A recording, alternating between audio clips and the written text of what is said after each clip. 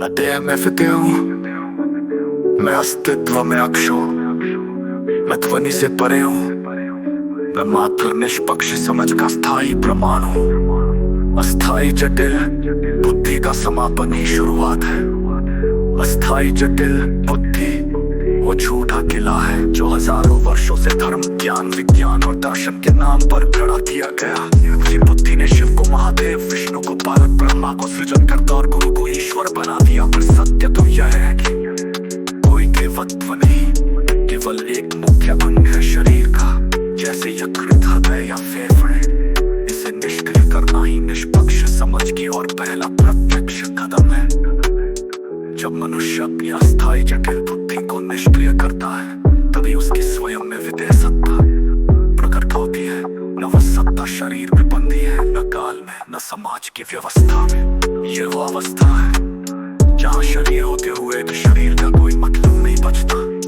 वहाँ रहकर भी व्यक्ति स्वयं से परे होता है, स्वयं से मुक्त होता है, परंतु पूर्णता स्वयं में होता है। ये वो अवस्था है जहाँ शरीर होते हुए भी शरीर का कोई मतलब नहीं बचता।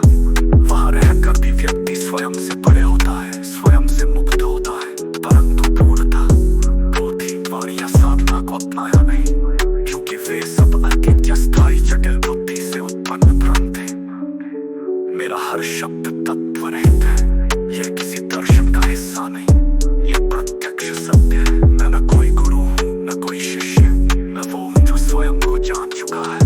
शिव, ब्रह्मा, विष्णु, कबीर, बुद्ध, ईसा, मोहम्मद, कृष्ण, ये सब अस्थाई जटिल बुद्धि के दृष्टिकोण से उत्पन्न कल्पनाएं। उन्होंने जो कहा वो मनुष्य को मनुष्य से श्रेष्ठ बनाने के लिए कहा, और वहीं से गुलामी, पाखंड, संप्रदाय, कट्टरता का जन्म हुआ।